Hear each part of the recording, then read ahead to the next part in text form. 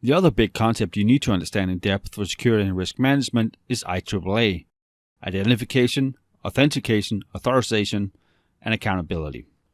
It is, like most of the other things here, pretty straightforward. What do we allow people to use to identify themselves? How do we allow them to authenticate they are who they say they are? Once they're authenticated, what do they get access to? What are they authorized to? And then finally, accountability. They're accountable for the action taken while using their login. We use many different things for identification. It can be your name, username, user ID, employee number, social security number. It's basically saying, I'm Thor. And then when we go to the authentication, they want you to prove you're Thor. And as a best practice, we always want to use multi-factor authentication. The first three of these I would know stone cold. Type 1 authentication is something you know. It's also called the knowledge base factor. It's passphrases, passwords, pins, something where you're proving you're you by the knowledge you have. Type 2 authentication is something you have in your possession. This can be IDs, passports, smart cards, tokens. It could even be a cookie on your PC. And then type 3 authentication. This is also called biometrics. Something you are. Something that's physically unique to you. Your fingerprint scan, your iris, your facial geometry, your ear geometry. Anything that can be used to identify you by your characteristics. I would also know type 4 authentication, somewhere you are. And type 5, something you do. I wouldn't spend very much time on them, just understand what they are. Somewhere you are, that could be your IP address or your MAC address. We could set filtering up for that. If you log in from your home PC with using your home IP, you can access the network. Whereas someone else using your username and login but logging in from a completely different country might be blocked. And then something you do, it can be the way you sign your name, the swipes you do on your phone to unlock it. It has before been used as a type 3 authentication, but has been segmented out now into its own. Whereas the biometrics rarely change over time unless something drastic happens. How you sign your name, how you type on a keyboard, or how you unlock your phone can change over time. The last two A's of the IAAA is authorization.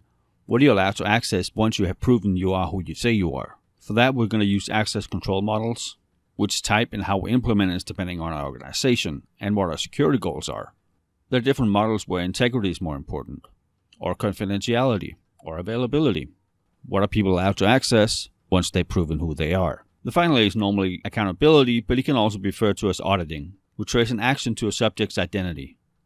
If someone logs in from your IP address with your username and password, you can with a reasonable degree of certainty say you logged in.